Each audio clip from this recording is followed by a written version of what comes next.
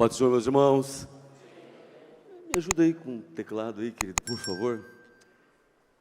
Ontem, enquanto o Josué cantava, e aí nós estávamos conversando ali, ele dizendo que Deus o inspirava e trazia alguns salmos. Quando eu era pequeno, eu era forçado a ler a Bíblia, e até os 8 anos de idade, eu li a primeira vez nos cultos domésticos. Eu, minha mãe e minha irmã. Toda terça-feira era culto doméstico e culto de ensino. A mãe dava uma mesada e fazia nós ofertar no culto doméstico, né?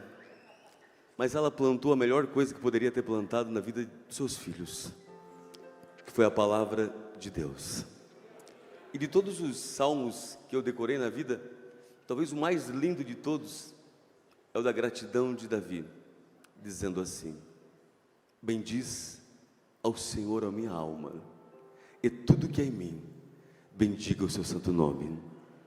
Bendiz ao Senhor a minha alma e não te esqueça de nenhum dos seus benefícios, pois é Ele quem perdoa todos os seus pecados e sara todas as tuas enfermidades, que redime a tua vida da perdição e te coroa de compaixão, que enche a tua boca de bens e de sorte que a tua mocidade se renove como uma águia, porque o Senhor, Ele é justo e reto para com todos os oprimidos. Ele fez notórios os caminhos a Moisés e aos filhos de Israel. Ele foi justo, porque longânimo e benigno. Versículo 8, para você que não tomou Sadual e esqueceu, é o nosso Senhor, pois Ele não preservará a sua ira eternamente, nem conservará o seu juízo para sempre, pois Ele não nos tratou segundo os nossos pecados e nem nos condenou segundo as nossas iniquidades, porque assim como está o céu mais elevado do que a terra, está o amor de Deus para com a nossa vida.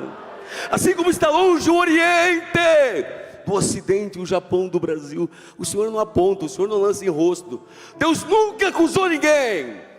Quem acusa é o diabo, ele é advogado. Ele diz assim: o Senhor afasta de nós as nossas transgressões, porque na verdade o Senhor, Ele se compadece, como o pai se compadece do filho que o ama. O Senhor se compadece daqueles que o ama, pois Ele conhece a nossa estrutura, versículo 14, e sabe que nós somos pó. Os dias do homem, os dias do homem, com botox, sem botox, com GH, sem GH, com células troncos, sem células troncos, são como a flor do campo, né?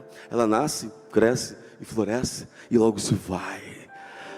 Mas a misericórdia do Senhor é de eternidade a eternidade, a sua justiça é para sempre.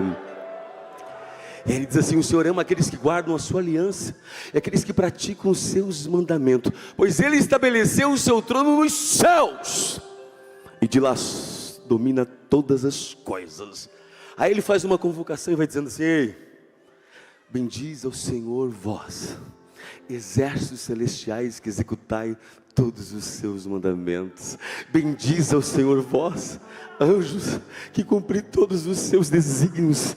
Bendiz ao Senhor todo réptil, baleia, animal, mamífero, bicho, tudo que tem fôlego, pulmão, coração. Adore e bendize o santo nome do Senhor para todos sempre. Oh, aleluia, aleluia. Pode tomar assento, não vai ter varize no final do culto. E eu vou ter que passar de osmin para você, 450 miligramas, para não criar trombose, em nome de Jesus, né? Pastor Lanana, é um prazer imenso. Estou aqui debaixo da bênção do pastor Sérgio Melfior, né? Ele acompanha desde Fortaleza, lá em Blumenau.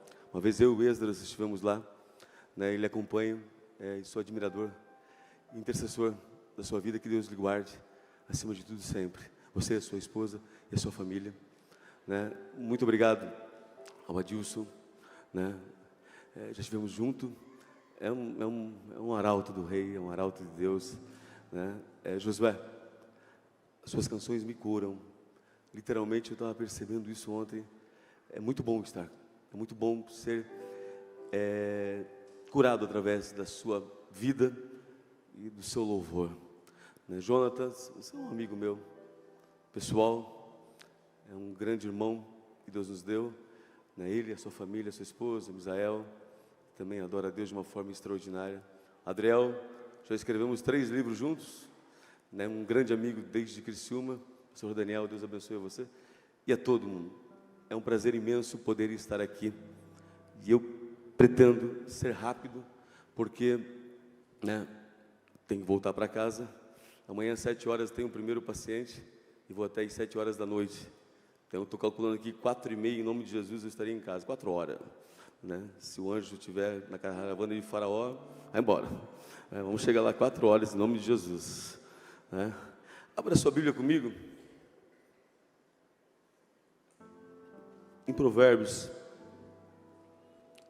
número...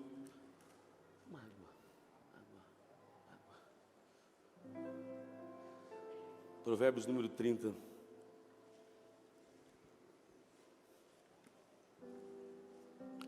E versículo de número 24. Obrigado.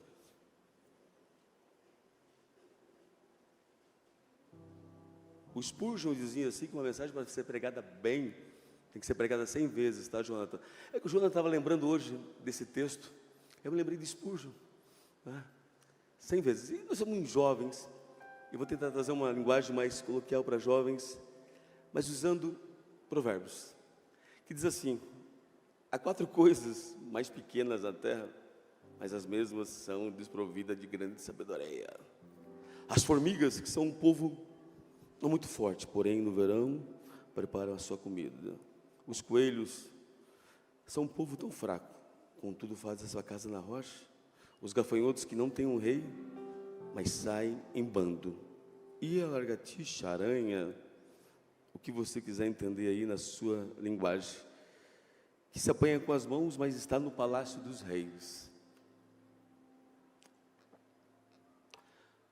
Provérbios foi escrito por Salomão. Salomão foi um homem de 3 nomes. Salomão, dado pelo seu pai e sua mãe, quer dizer o pacificador, mas também ele tinha um nome dado pelo profeta, amado por Jeová, mas também tinha um nome dado como o pregador, o Quelete, em Eclesiastes. Salomão teve 3 nomes. Salomão teve exatamente 3 livros na Bíblia. O livro de Eclesiastes é o livro da sabedoria, é o livro do envelhecimento, é o livro quando ele faz a reflexão sobre a vida, e ele vê que, apesar de todas as coisas que ele fez, que tudo era vaidade, que tudo era perda de tempo, que a melhor coisa, ele fala isso exatamente lá no versículo 12, no capítulo 12, ele diz assim: lembra-te do teu Criador nos dias da tua mocidade, porque vão vir maus dias, onde a osteoporose, onde a diabetes, onde as artrites, onde as fibromialgias vão chegar, e você vai dizer: não tive neles contentamento, né? Ele diz assim, exatamente, a melhor coisa que se tem na vida é servir a Deus. Não existe, eu tive tudo que os meus olhos desejaram, porque ele teve 3 livros, o livro de Eclesiastes, ele escreveu Provérbios, o livro da sabedoria, que é usado nas maiores universidades do mundo, e ele escreveu Cantares, o livro do amor, o livro da paixão, o livro, quando ele olha, né, para a mulher, e diz: meu Deus do céu, nem as carruagens de Faraó são tão belas quanto você. Imagine você chegar hoje para a irmã, depois do culto, aqui no congresso abençoado dessa, e soltar uma dessa: irmã, nem a vaca do tio João é tão bela quanto você. Você vai acordar com o olho roxo amanhã, porque não é uma coisa contextual para nós, né? Ele usava coisas da época para trazer sabedoria, e aí por diante. Ele escreve Provérbios, Eclesiastes, Cantares, e ele tem 3 fases. A primeira fase de Salomão é uma fase extraordinária. Deus desce no quarto dele e pergunta: o que tu queres? Imagine Deus descendo no meu quarto e falando: ah, Deus, eu quero comer carboidrato e não engordar. Ah, Senhor, sem peso na consciência, sem ir para a academia, sem fazer atividade física, Senhor, eu quero dormir, eu quero que o meu ciclo de Krebs, o meu ciclo de fisiologia humana, ele possa trabalhar, queimar 500 calorias só dormindo, em nome de Jesus. Alguns iam pedir dinheiro, alguns iam pedir força, outros iam pedir para casar, outros iam pedir para Deus levar, e aí por diante, cada um ia ter um pedido especial. céu. Ainda bem que Deus não desce para todo mundo assim e dá essa opção. Salomão pediu sabedoria, não houve um homem do quilate de Salomão. Nos nossos dias, o homem mais sábio considerado pela mídia é com certeza Abraham Lincoln. Não houve um presidente tão inteligente quanto Abraham Lincoln nos Estados Unidos, mas na história, ninguém chega aos pés de Salomão. A rainha de Sabá um dia chega para ele e pergunta: ei rapaz, não me contaram nem a metade do que você tem, do que você é. Ninguém conseguia ludibriá-lo, ninguém conseguia enganá-lo. Um dia, a história conta que ela trouxe 2 flores, uma verdadeira e uma falsa, e esperou exatamente para que ele pudesse identificar, mas não tinha como identificar. Salomão esperou por um tempo, e quando o inseto pousou sobre a falsa, e ficou 1 minuto e meio, então ele foi para a verdadeira e ficou 5 minutos. Ele disse: essa aqui é a verdadeira, da qual o inseto pousou e ficou por mais tempo. Um dia 2 mães trouxeram um filho e falaram: esse filho é meu, não, esse filho é meu, esse filho é meu, não, esse filho é meu. Salomão disse: vamos cortar o menino no meio, traga lá o bisturi, traga lá a sutura, vamos suturar, dá metade para cada um. A mãe verdadeira abriu mão da guarda e permitiu que o filho fosse com a falsa. Salomão, percebendo o amor que estava maior do que aquela decisão, decidiu então, e foi dotado por Deus e de sabedoria para identificar qual era a mãe verdadeira. Ninguém conseguia enganá-lo, ludibriá-lo, tamanha era a sua sabedoria. Era uma fase de glória, uma fase que Deus desceu no quarto. Ele disse: todos que os meus olhos desejaram, eu estive, tudo. Salomão tinha dinheiro, Salomão tinha riqueza, Salomão tinha coleção de cavalos, de quadros. Quando a Bíblia diz que ele é o homem mais sábio da terra, não é por acaso. A história vai contar que Salomão teve mais ou menos 6, 7 faculdades, era dotado, conhecia tudo sobre geografia, arqueologia, administração, contabilidade. Quando ele usa provérbios, ele vai tratando como um grande oceanógrafo, um grande biólogo, ele vai tratando essas coisas, né? Tamanha era o conhecimento, mas ele começou a se afastar. Ele teve mais ou menos 1000 mulheres. Imagina, eu fico pensando assim: mas que bicho doido, né? Mas imagine 1000 TPM, irmão. É pior que uma guerra mundial. Rússia e Ucrânia não chegam aos pés de uma TPM, irmão. Imagine 1000. Isso era uma bomba nuclear. Isso era um dinossauro sendo extinto da terra. Mas isso começou a afastar ele do Criador. É onde ele vai escrever a terceira fase, é uma fase de amargura dele. É uma fase de reflexão. Quando os ombros estão pesados, ele diz: ei, não façam isso, não errem. Por mais sabedoria que eu possa ter tido, eu voltaria lá no começo, porque o tempo ele passa, o tempo ele é rápido, o tempo ele voa, e a melhor coisa que alguém pode decidir na sua vida é ser Deus.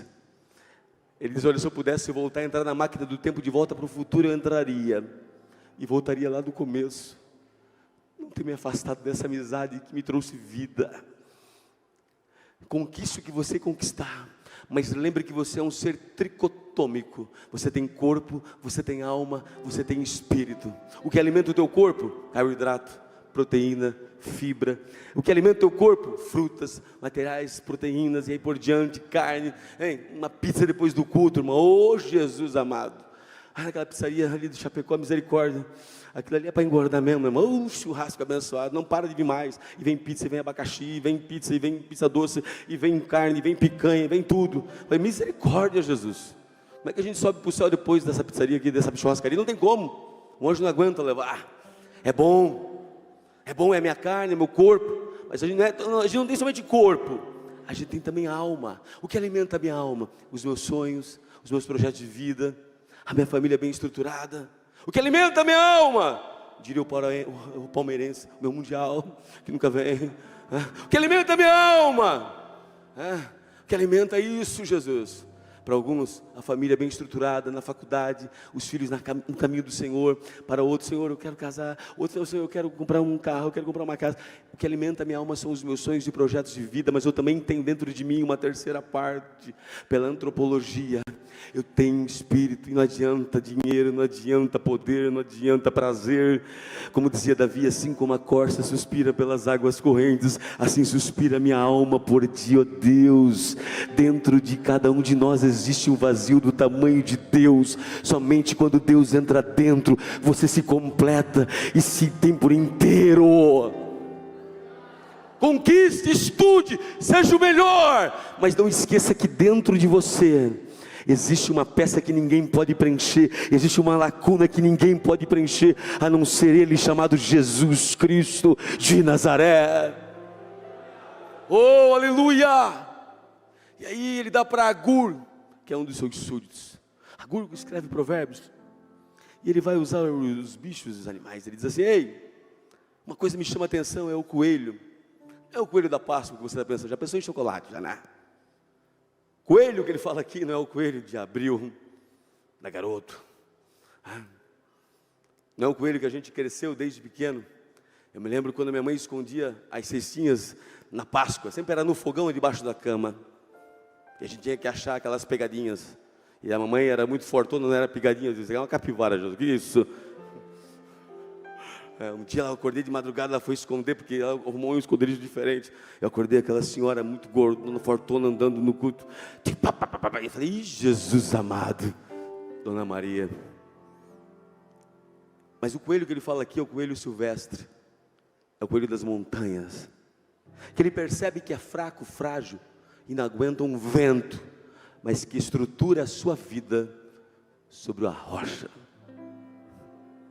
Ele fala sobre aonde está firmada a sua vida, aonde está fundamentada a sua existência.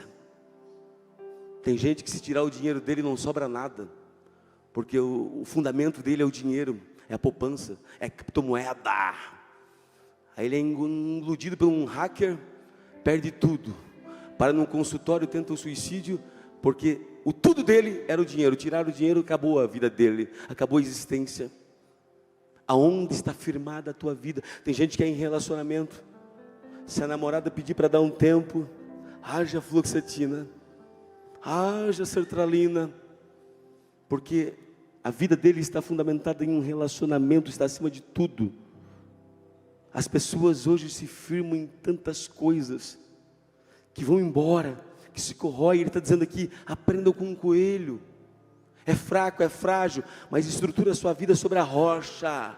A minha e a tua vida não pode estar firmada em homem, em coisas, em matéria.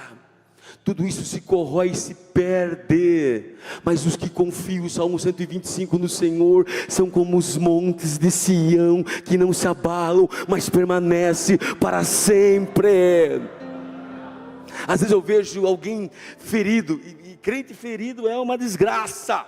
Não tem medicação que resolva, terapia que resolva, porque ele sai falando mal de tudo e de todos, porque ele está firmado em homens. Quem entra na igreja por causa de homens, ou sai da igreja por causa de homens, nunca entrou por causa de Jesus. A minha vida tem que estar estruturada em Deus, a minha vida tem que estar estruturada em Deus. Os homens passam, nós passamos, cantores passam, mas Ele vive para sempre, sempre.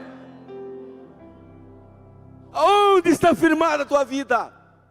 Paulo dizia: ei, nós estamos rodeados de uma tão grande nuvem que tão perto nos rodeia. Nos abraçamos do pecado, olhamos firmemente para o autor e consumador da nossa fé, que é Jesus Cristo de Nazaré.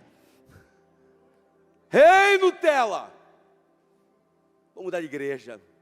Vai para a igreja da placa preta, placa branca, placa azul, placa roxa, o que tu quiser, enquanto Jesus não for o centro. Enquanto Deus não for a tua rocha, firma nele, se estrutura nele, te alicerça nele. Os dias vão só piorar, mas aqueles que estão firmados neles permanecerão para sempre. Qualquer perseguiçãozinha, qualquer coisa que fala no Facebook, tu quer processar, tongo. Não leu a Bíblia.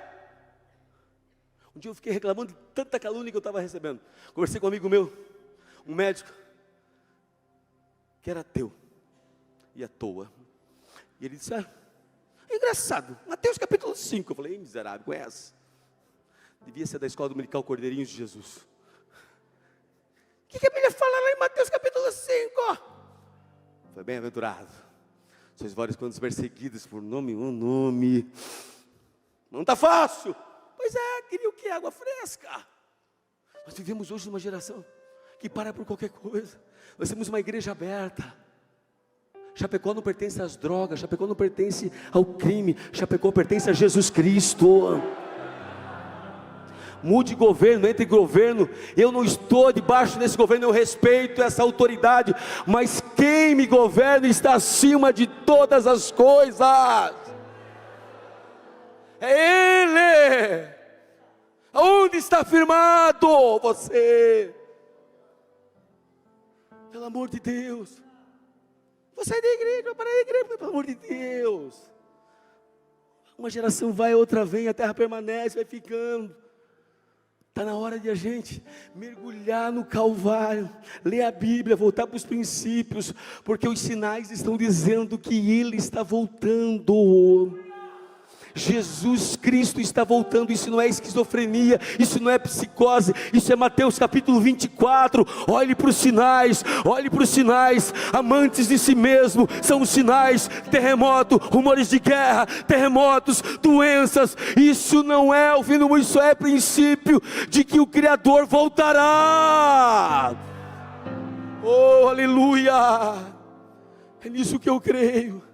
É nisso que eu acredito. Alguém me perguntou: você acha que vai melhorar? Não vai melhorar. Mas glória a Deus por isso. Porque isso me firma que eu nunca estive errado. Que a escola dominical que me foi pregado quando eu era pequeno, com a irmã Iraci, lá no bairro Nova Brasília, em Joinville. E ela estava certa. Com a quarta série ela dizia: um dia virá, Ele voltará. Oh, como ente, como raio, vai vir, vai tirar tudo, vai embora. É um povo diferente, é um povo perseguido, é um povo zombado, é um povo dado como burro, e aí vai por diante. Pode falar o que quiser, mas eu sei em quem eu tenho crido. A minha morada não é aqui. Jesus voltará. Tudo está se carregando. É um povo só, é uma moeda só, é uma coisa só. Um pescador na ilha de Patmos, ele começou a ter revelações sobre o futuro. Ele dizia: ei, não é hora de brincar. Aquele que é santo santifica, aquele que é impuro se purifique. Deus está falando com você aqui hoje. Você foi chamado para o céu. O diabo pode querer trazer você para o inferno, mas Jesus trouxe você aqui nessa noite para dizer: ei, a nossa morada, Filipenses 3:20, não está aqui. Nós não somos daqui.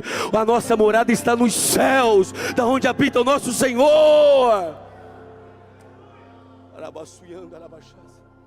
Aleluia. É sinal. Mas nós estamos firmados hoje. Não dá.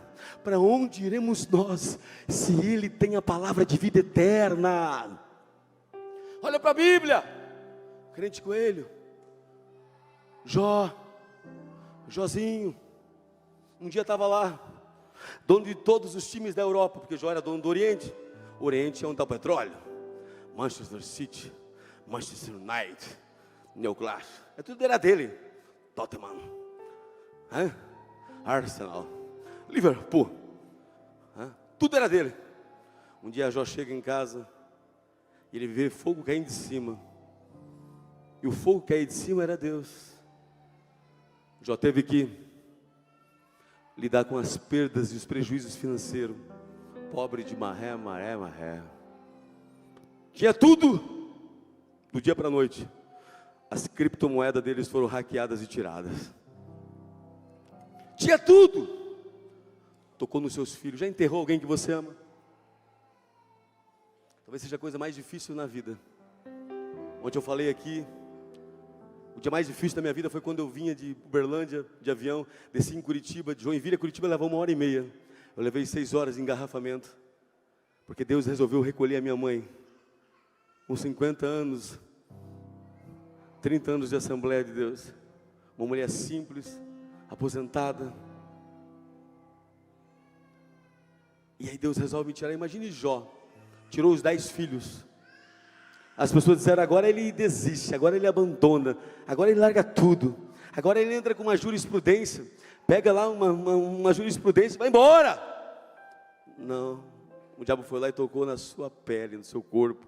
Lepra, hanseníase, a pior doença que alguém poderia ter no mundo. Deixava estigmatizado, isolado. As pessoas diziam, pecou! Com certeza foi coisa que fez no passado esse miserável. Nós estamos cheios de julgadores, juízes, né? Da rede social. E aí Jó? Aí Jó compõe uma das poesias mais lindas do mundo. Ele diz, ei, eu tinha tudo, não tenho nada. O Senhor me deu, o Senhor tomou. Bendito seja o santo nome do Senhor.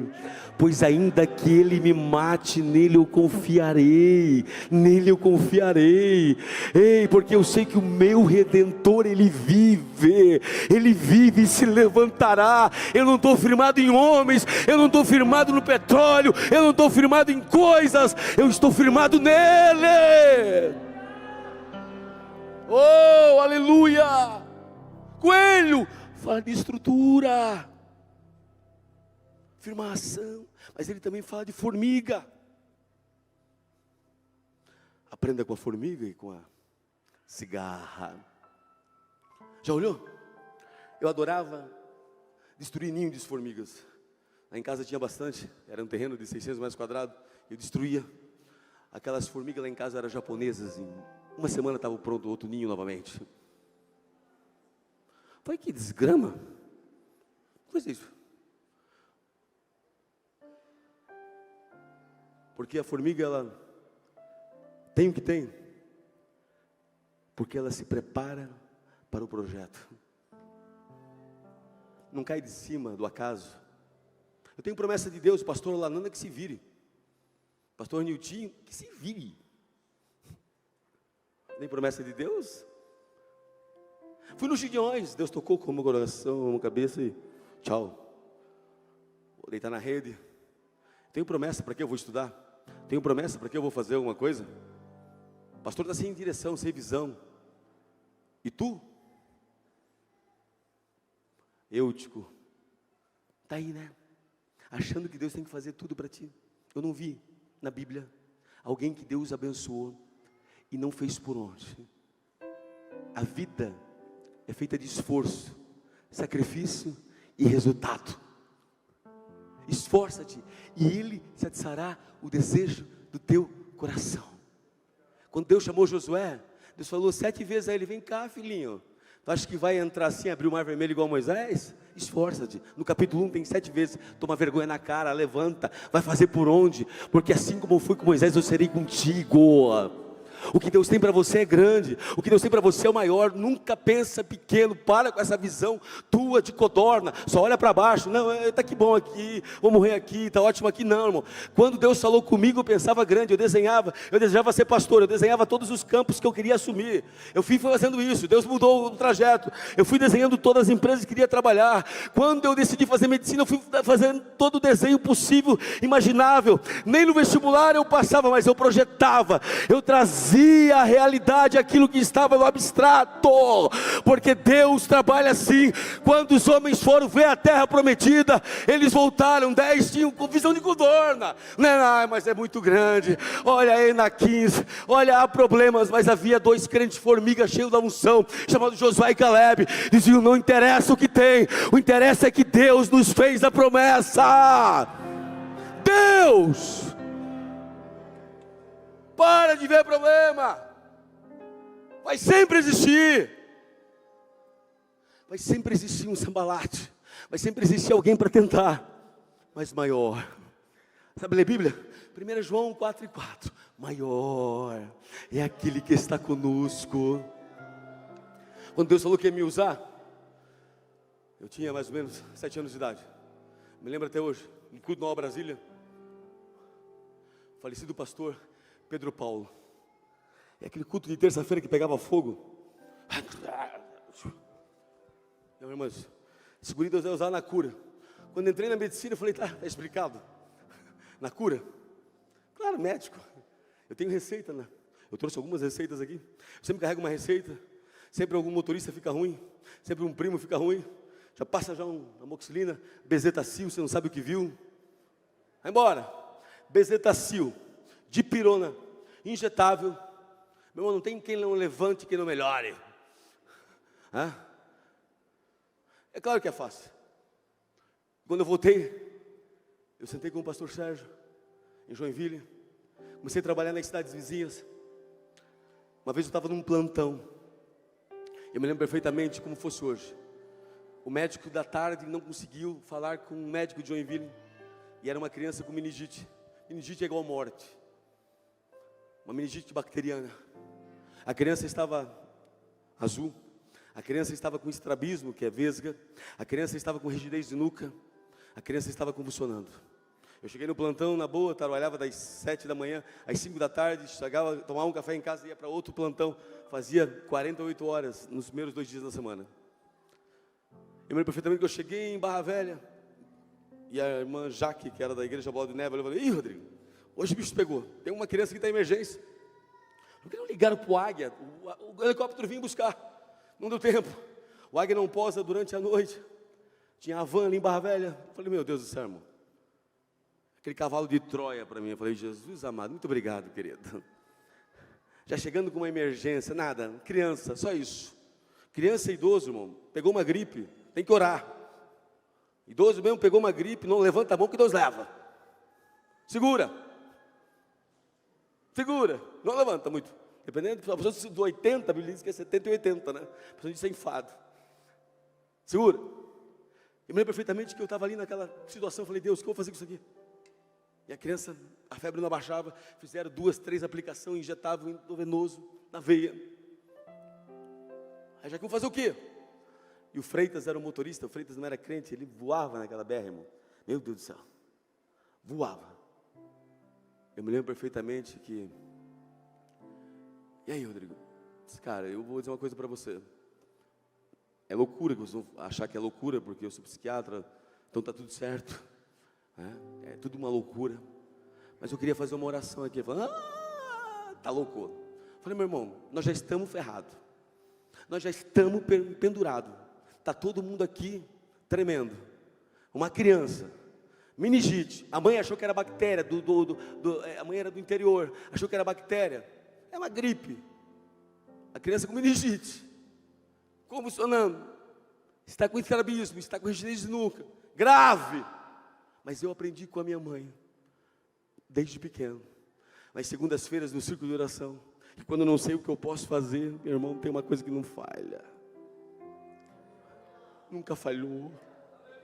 Nunca falhou. Eu tenho dentro de mim e carrego comigo esse evangelho de poder.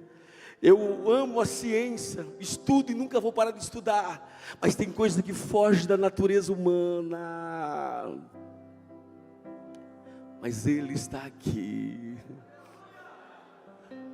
Se você não sentiu, Ele está aqui. Eu me lembro como fosse hoje, eu fiz uma oração de 2 minutos, falei: Deus, guarda essa menina. Nós levamos o tubo para entubar, levamos todas as medicações para administrar. E a criança, cada vez mais alta temperatura. E o rapaz entrou na BR, 110, 140, 160 por hora. Nós estávamos morrendo juntos já. Falei: ô miserável, para, pelo amor de Deus, vai devagar, não vai adiantar muita coisa não. Chegou na curva do arroz, irmãos. Me lembro até hoje. Aquela criança com 38 graus de febre, quase 40, começou a reduzir seu quadro febril. Sem diazepam, sem dipirona, sem paracetamol. E a Jaque falou: Rodrigo, está acontecendo uma coisa muito doida aqui. Eu falei: o que foi, filha? A criança está voltando a ficar colorada. O que é isso, Rodrigo? Que magia é essa? Que coisa é essa? Eu falei: isso não é magia. Isso é, clama a mim, respondei-te-ei, anunciei coisas grandes e firmes que não sabes.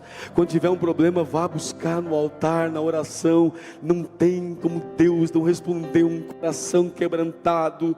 Ele falou: mas aqui a gente vai falar para o médico, é um pediatra, ele já está recebendo uma emergência da UTI. A gente vai falar que no meio do caminho a doença estava, mas no meio do caminho, maior do que todos os médicos, está Ele, que está acima da medicina, acima do poder humano, acima da doença, que venceu a morte, vivo está, pelas suas pisaduras nós fomos sarados. sarados. Oh, aleluia, aleluia. Formiga fala de esforço, fala de não desistir daquilo que Deus tem para a tua vida, fala de se preparar. Quando comecei a fazer cursinho, eu me lembro até hoje, o primeiro vestibular eu levei um ferro. Eu falei ontem para os jovens, foi 400, eu orava para que 260 morresse, 360, tinha 40 vagas, porque era filho de uma doméstica. Eu tinha estudado no colégio estadual, reprovei na 5ª série, queria jogar bola, mas as minhas pernas não obedeceram o meu chamado. Não deu. Tentei convencer Deus. Deus, eu tenho um jeito, Deus. Eu sei tudo de futebol, todos os times possíveis. O meu TDAH hiperfoco foca em tudo que não presta, não traz dinheiro e nem resultado. Mas eu era para ter morrido com 2 meses. Eu fui apresentado na igreja pelo pastor Pedro Monteiro. Eu me lembro perfeitamente que eu tive um quadro de infecção generalizada. Quando o Jonas começou a falar aqui, eu me lembro que a minha mãe me levantou no hospital Dona Helena, em Joinville. Disse: Deus, se ele sobreviver, ele será teu. Semana que vem eu vou estar ministrando em Joinville, e na outra semana estou em Ponta Grossa. E aí vai. Vou para a África esse ano. Mas eu nunca negociei o meu chamado. Eu entendo que o reino de Deus está acima de todas as coisas. Mas Rodrigo, é loucura. Financeiramente eu não preciso nem sentar com você para dizer que poderia estar em casa, mas não estou aqui forçado. Estou aqui porque amo isso. Quando vocês começaram a cantar, eu comecei a me quebrantar e a chorar. E não é nada forçado, porque não tem como forçar. Porque não tem como conhecer Jesus e não se apaixonar por Ele. E se eu pudesse voltar, eu voltaria pelo mesmo caminho. Ensina o menino no caminho que deve andar. Planta, o teu filho não quer vir na igreja, não tem que querer. Corta uma vara de goiaba, coloca e manda vir. Funciona. Está aqui, ó. Resultado com uma vara de goiaba, chamada Madalena. Não quer vir? Não vai, vai. Com doutrina, 30 anos da Assembleia de Deus, 35 anos atrás. Era 3 hinos da harpa. Aquele, eu dormia, acordava, comia bolacha, dormia, acordava. Não era fácil, irmão. Escola dominical. Tinha que ler até a última classe. E ainda fazia o jejum, criança com jejum, fica perturbada. Nós chegávamos em casa, era 1h da tarde. 1h da tarde. Eu ficava com uma raiva, mas ao mesmo tempo eu ficava contente. Ainda tinha domingo à tarde, às vezes tinha que ir nos cultos de evangelismo. Falei, não, são perturbados, Senhor. Era uma máquina, era uma caixa de som. E o pastor pregando. Tá! E nós ia junto, né? Era criança. E a Madalena olhando para mim. Mas eu agradeço a Deus pela vida da minha mãe. Nunca me levantei a voz para ela. Porque a obediência foi o segredo do meu sucesso. Nunca desobedeci qualquer pastor. Eu tenho tios que são pastores, tinha vontade que eu tinha que pegar o meu tio às vezes. Ele botava para pregar. A igreja pegava fogo.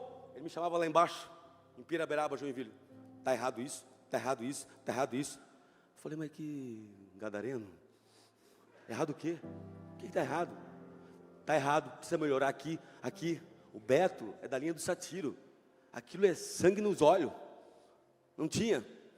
Está mais ou menos. A igreja pegando fogo, mais ou menos. Falei 100 versículos de cor lá e mais ou menos. Está errado, está errado. Eu falei para isso domingo retrasado na sede. Eu estava com o pastor Sérgio pregando, de vontade que eu tinha que matar o senhor. Muitas vezes tive vontade de matar o senhor. Mas eu agradeço pela disciplina, pelo não. Nunca desobedeci qualquer tipo de pastor meu. Nunca. Muitas vezes não concordava, mas a obediência é o segredo do sucesso.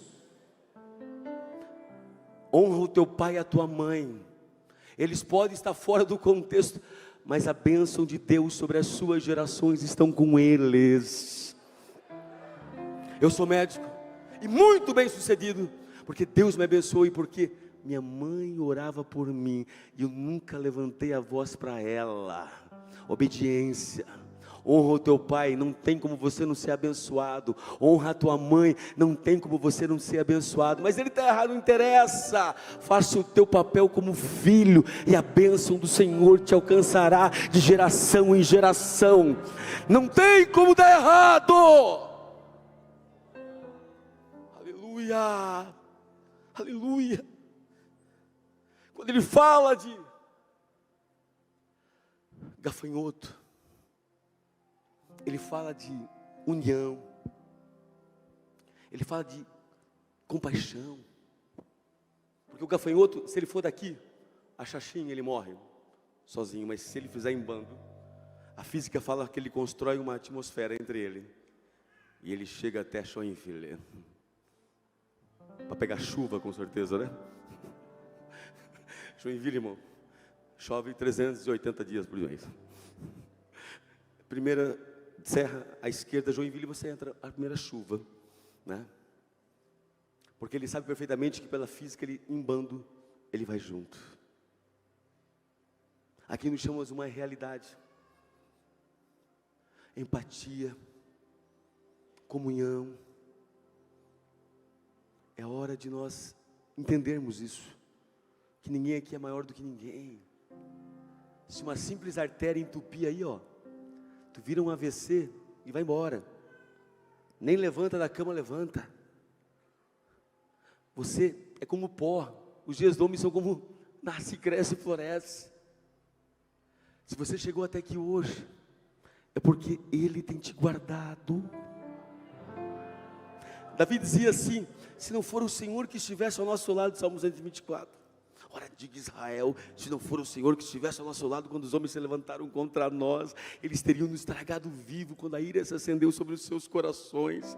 Mas bendito seja o nome do Senhor, que não nos deu por presa o dente dos nossos inimigos, mas antes escapamos como o pássaro do laço do passarinheiro. O laço quebrou e nós escapamos. Bendito seja o nome do Senhor. Aleluia. Nós vivemos hoje uma geração que faz questão de compartilhar desgraça. Ai daquele por quem levar o escândalo. Você não sabe, você não viu, cala tua boca, fica quieto. Já não tem problema para ti, não tem boleto suficiente para você não, querido. Tem gente que tem que comprar um gato para cuidar das 7 vidas do gato. É um neurocirurgião que trabalha comigo, fala assim: vou dar um gato para ti. Falei, está namorando, está se arrumando bem? Essa semana eu falei para ele, está namorando, comprou até blusa da Tommy. Jesus está voltando, ele é uma bênção de Deus, vai conosco para a África. Ele falou, vou dar um gato para ti. Eu falei, para que gato? Tem 7 vidas para tu cuidar das 7 vidas dele. Eu falei, cuida da tua vida. Cuida da tua vida. Se não puder ajudar, fica quieto. Se não puder atravessar a Macedônia, fica quieto. Isso aqui não é um tribunal. Isso aqui é um hospital. A igreja sempre vai ser um hospital de pessoas feridas, erradas, que precisam da graça de Deus todos os dias. Nós carregamos hoje como juiz, como promotores, vemos acusando, apontando, como a gente fosse perfeito. A gente está cheio de pecado, cheio de imperfeição, cheio de erro, meu irmão. Olha para ti, olha para a tua história, olha de onde Deus te tirou. Se não fosse a graça de Deus, nem vivo você estaria, mas Ele te alcançou, te redimiu, te encharcou, te fez se assentar com os príncipes. A glória é dEle, o louvor é dEle, a adoração é para Ele. Nós não conseguimos ver alguém que está morrendo do nosso lado. A pessoa está agonizando do teu lado, tu não consegue ver.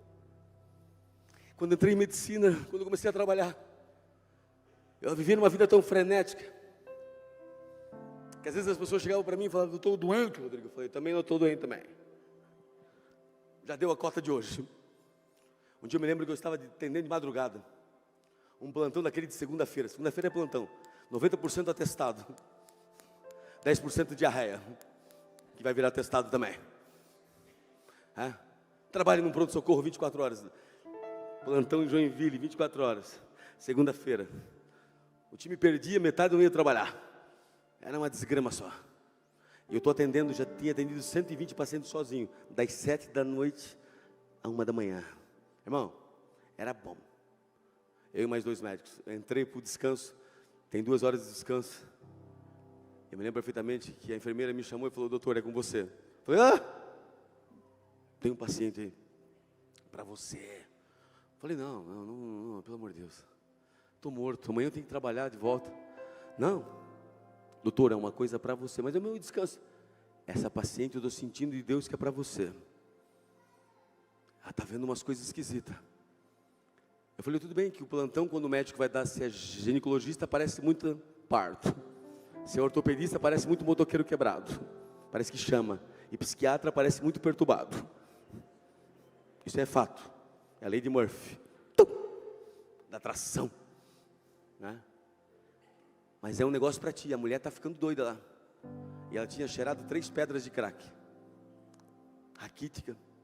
Destruída. Eu olhei para ela, já bravo, mas bravo. Pô, eu estava indo dormir. A enfermeira, porque era da igreja, achou que era uma coisa espiritual também, eu tinha que resolver. Eu falei: não trouxe o óleo para ungir Santa.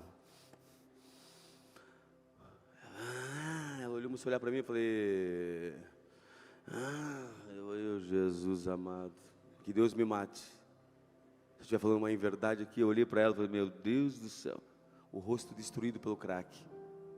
Falei: está tudo bem? Olha para mim e falei: você está vendo ali fora? Aí eu, 2 e pouco da manhã, falei: ambulância? Não, está vendo, eles estão me procurando. E aí você começa a conversar muito, você vai ficar meio paranoico também, né?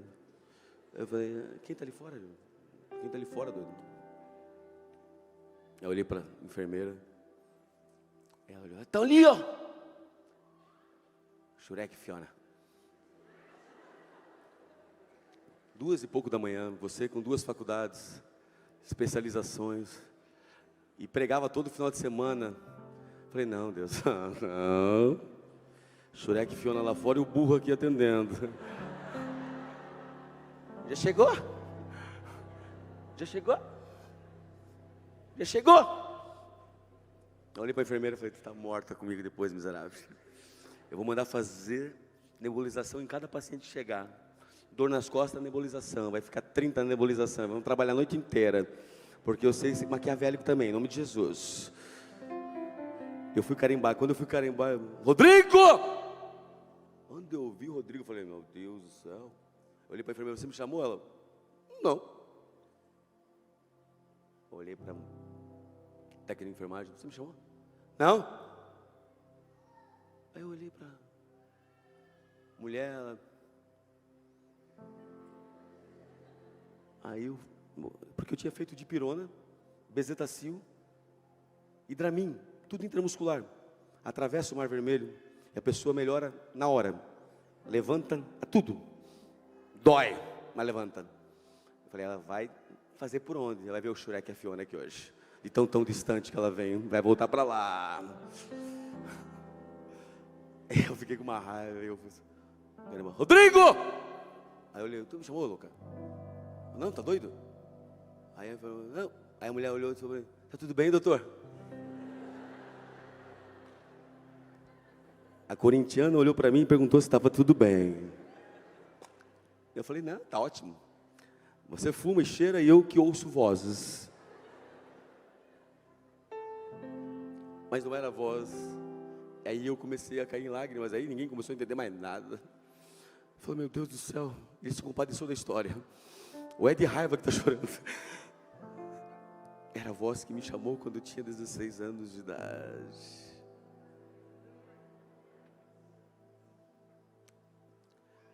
E aí Jesus falou comigo: Rodrigo, ela tinha 6 hospitais para estar. Hospital Regional, Municipal, Dona Helena, Betesda, Darcy Vargas. Ela podia ter parado em PAs, 3, 4 PAs.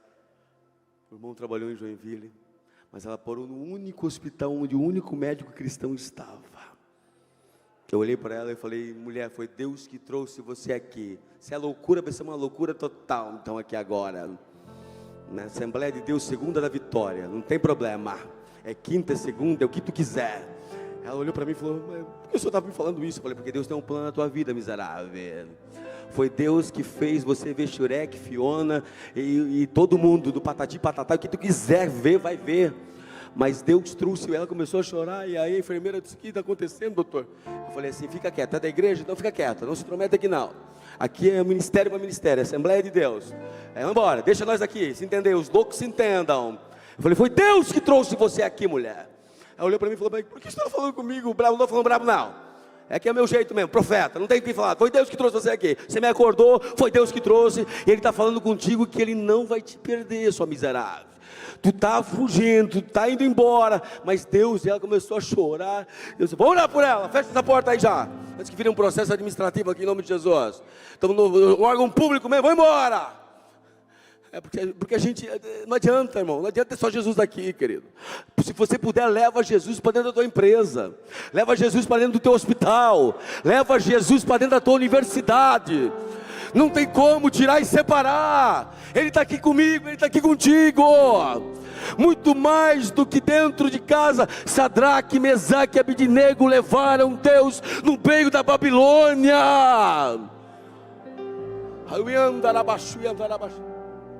Hoje ela serve a Jesus.